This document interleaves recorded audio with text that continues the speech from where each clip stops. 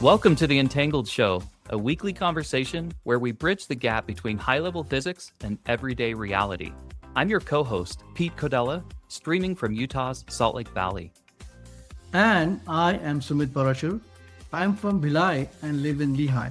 I live in two places at once, just like a quantum particle. I coined the term Quantonomy, which is what this show is all about. Thanks for joining us. Sumit, hi, how are you? Good morning, Pete. I'm doing fantastic. How are you? Good. Happy to talk about our topic today of superposition and episode 2 of the Entangled Show. Before we Awesome. jump in, I'll mention from listening to episode 1, we did talk about some visuals that we were sharing. If you're just listening, you're missing out because we're also recording video. You can find us on YouTube. You can see the video and our visuals if you are so inclined. Sumit's put a lot of time into some of the visuals, so I'd recommend it. We're at Entangled Show on YouTube. We also want to hear from you. We'd encourage you to email us with questions or feedback. That's info@entangled.show.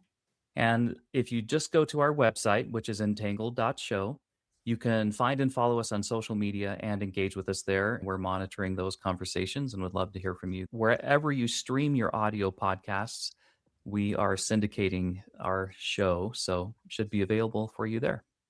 And with that, let's talk again about our word of the day, what we want to be the word of the year in Webster's Dictionary, Quantonomy. Thanks, Pete, for sharing all that information with our viewers. We love to interact. We love to learn from you on how we can make this even better. Thanks for that. So back to our word, a quick recap is that as is above, so is below. That is a known maxim. And so along those lines, we have astronomy as the study of celestial objects. And hence, quantonomy becomes the study of quantum objects. That's a quick definition. We covered quanta and qualia last time. Anything you want to cover there? Thanks for bringing that up. Somebody had a question about qualia. Let's get to that. Quick recap along those lines too is that quantonomy covers the study of quantum objects. Quantum object was the first thing we talked about last time. The singular of a quantum realm object is called the quantum object. Plural of that or multiple of that is quanta. And qualia is a relatively new concept. I'll take a second and talk about that. Our view is that quantonomy will become an umbrella field of study where we include science and also a bit of a fringe science, which is connecting consciousness to science. It's not an actual science yet, but in our opinion, it will soon be. So qualia, Qualia, is a property of a subjective experience by the consciousness. So we took an example of a drink that this time I'll switch the example to tea. Every time we drink tea, it feels slightly different. In my experience, I've never had the exact same tea over and over again. We feel that difference because it was prepared in a slightly different way. You cannot 100% replicate the recipe all the time. So maybe the sugar turned out to be a little lower in this particular tea, or the caffeine went a little bit high. So we as human beings, as conscious human beings, are very sensitive to those changes. Qualia means we are having a subjective experience of drinking that tea. And it is, in our opinion, kind of tough to quantify that experience.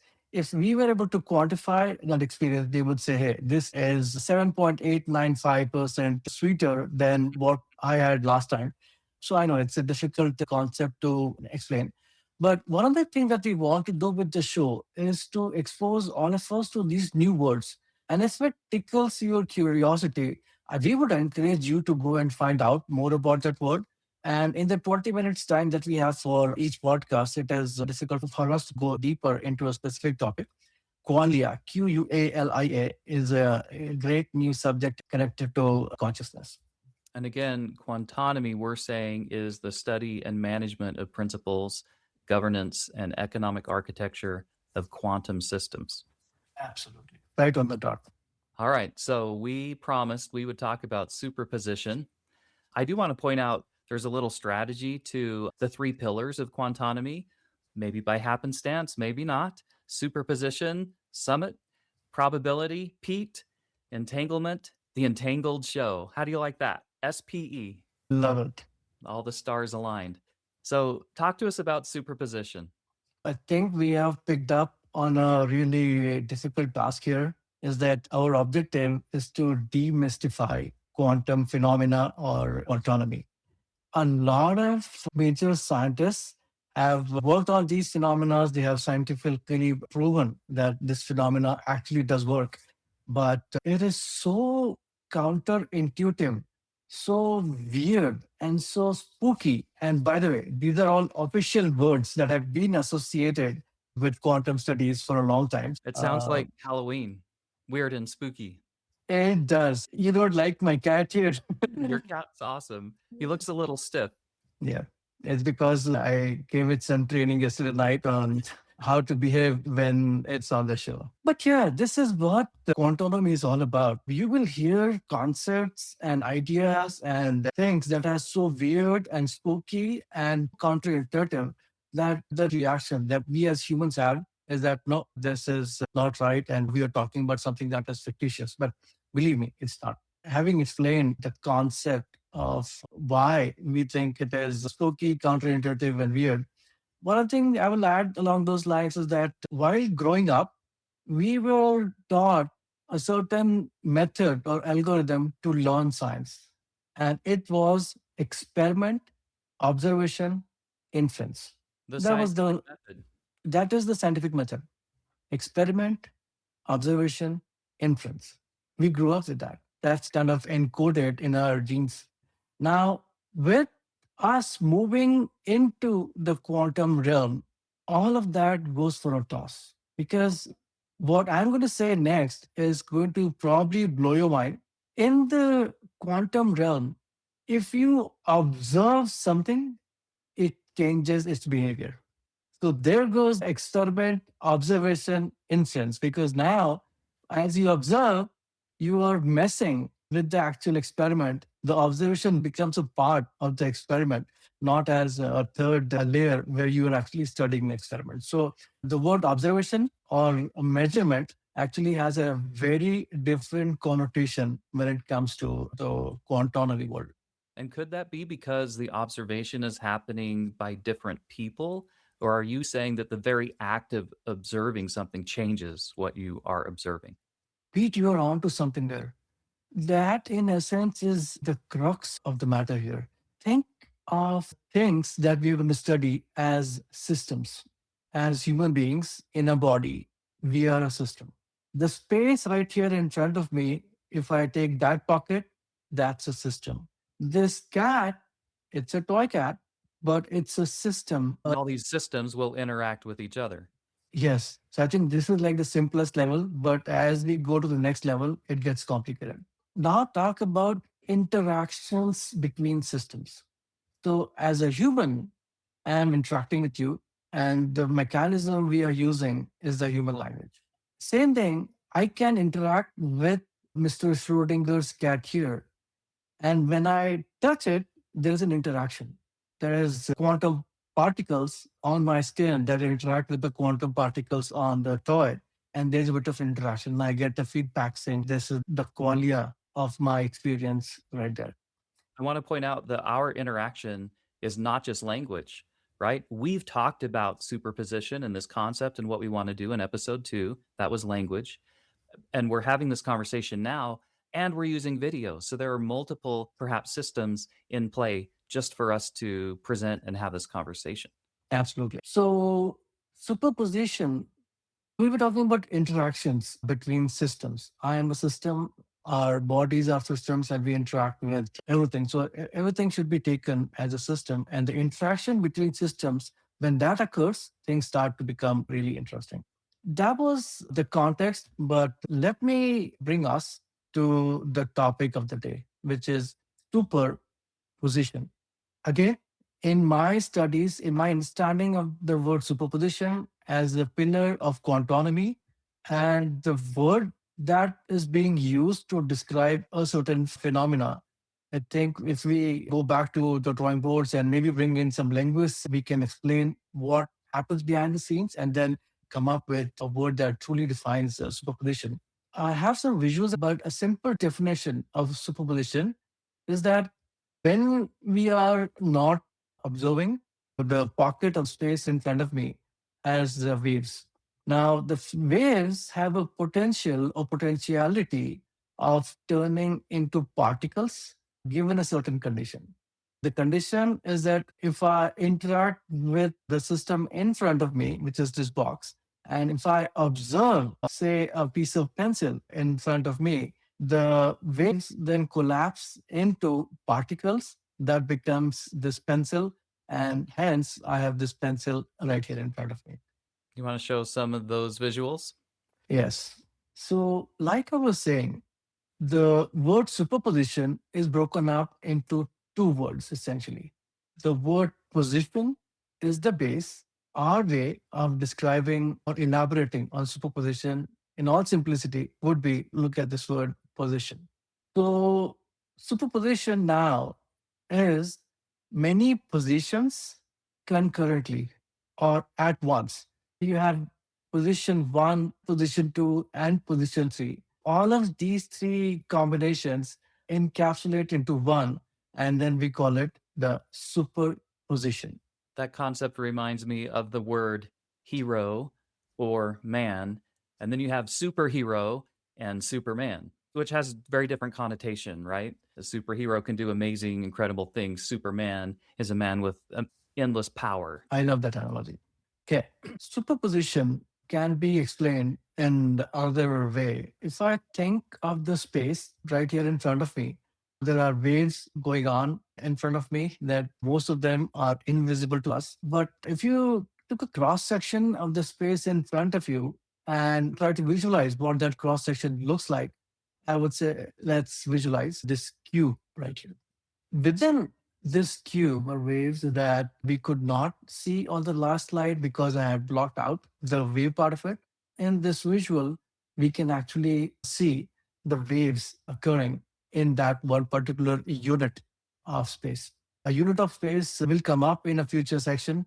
In the last slide, we saw that there is potentiality inside that cube, there are waves inside that cube. And here, what we're observing is that when I look at a certain section of space and it's got potentiality, it shows up as a particle just because there was an act of measurement.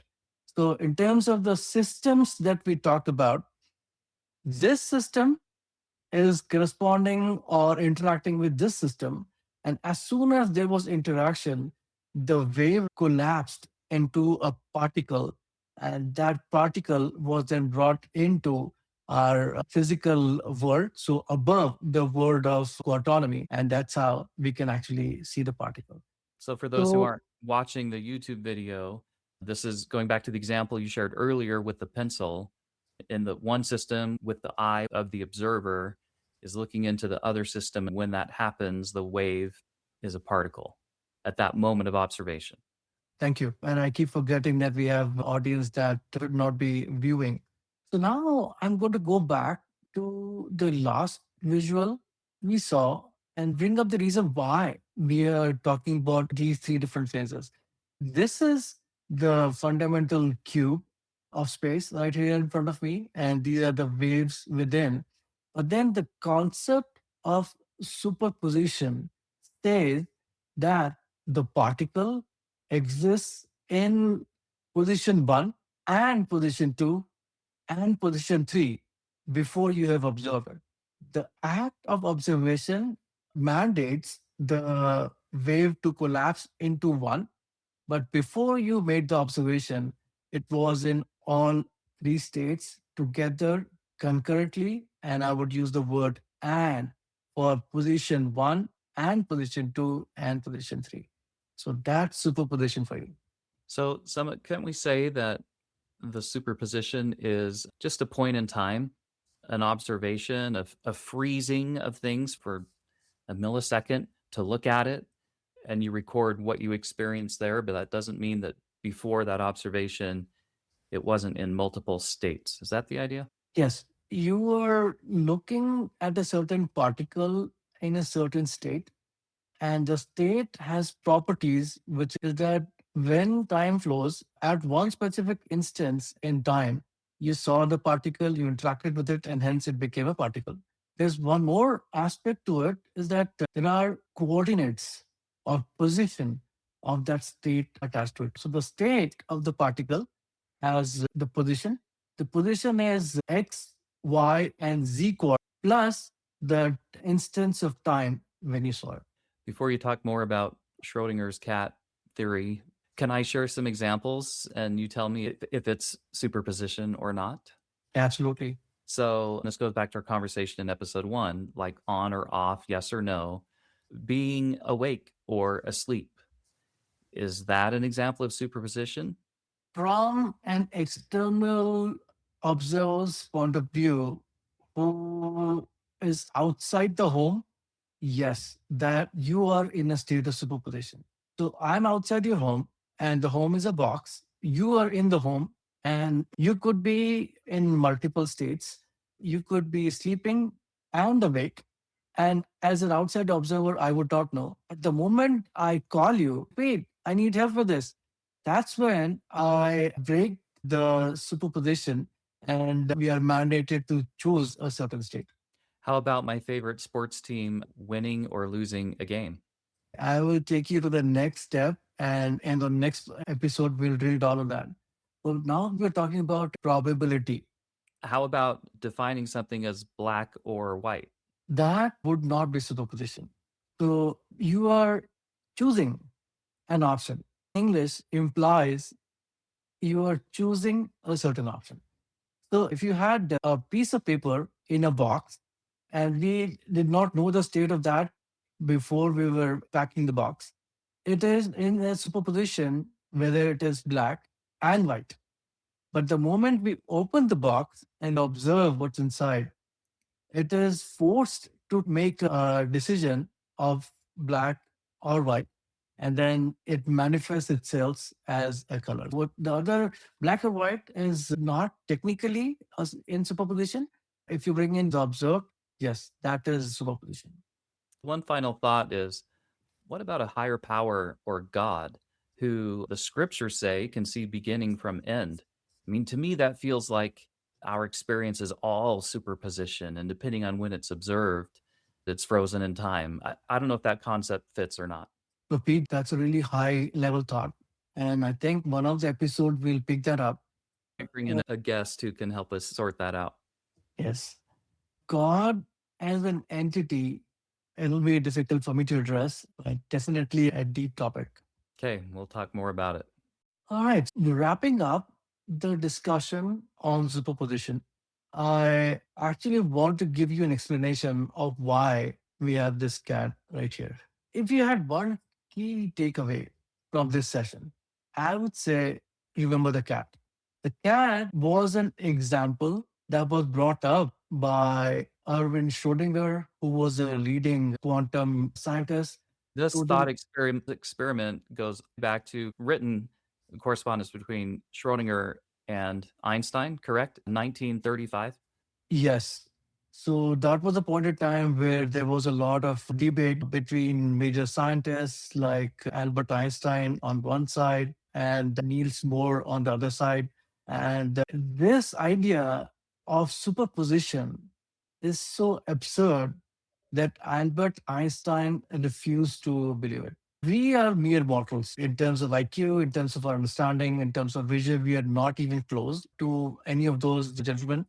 But to prove the absurdity of superposition, Schrodinger created this thought experiment saying if you have a cat and you put it in a box and create a situation where it could live or die, he came up with a thought experiment with a mechanism that would release a nuclear element in the box, but that would be triggered in a certain condition. What happens to the cat after the box is sealed is not determined. It takes place after the box is sealed. It's a So question mark. For us, what's happening inside that box, we don't know. Either can be dead, can be alive. The state is both because we don't know the answer. Pete, you pretty much summed up. That's exactly what I wanted to say too. In the box, the cat is dead and alive, and we will only know the actual outcome of that experiment when we observe or when we open the box, actually take a look at it. And that for a time, we know Schrödinger came up with this example in absurdity to prove that this is so weird. Things have a way to happen or occur by themselves. This experiment became so famous. I don't think Schrödinger actually intended this experiment to be as famous as it is. When we think of superposition, the easiest way to remember is this: put a cat in a box. When you open it, you don't know if it's sleepy, dead, or alive. Some of the Take a quick. cat you chose looks creepy and weird. And I'm going to bring it all together and just say for Halloween, you should dress up like that creepy, weird cat. Thank you. I know what I'll be doing this Halloween now. These things are tough to understand. My quick recap on superposition is, in a way, did not make any sense in this episode. Your key takeaway should be is that there is a cat that can be dead and alive when we are not looking at it, and it chooses one of the options when you are looking at it. So it can be at multiple states at once. The famous thought experiment has been attributed to Erwin Schrödinger, and we thank him for all the work he has done. There's a lot more, even in terms of mathematics, in terms of prediction of what a particle can do. He wrote a famous Schrödinger equation that has worked wonders for us. So my salute and our respect to Mr. Schrödinger. Okay, that's superposition. Next time we'll talk some more about probability. Good to talk to you, Sumit. Thanks, T. We'll talk soon. The Entangled Show podcast is available on YouTube and wherever you get your podcasts. Please like and subscribe to the pod. Connect with us at entangled.show or send an email to info@entangled.show. I'm Pete Codella. Thanks for listening. I am Sumit Parashar, signing off for now. Thanks again for joining us here at the Entanglement Show. We'll see you next time.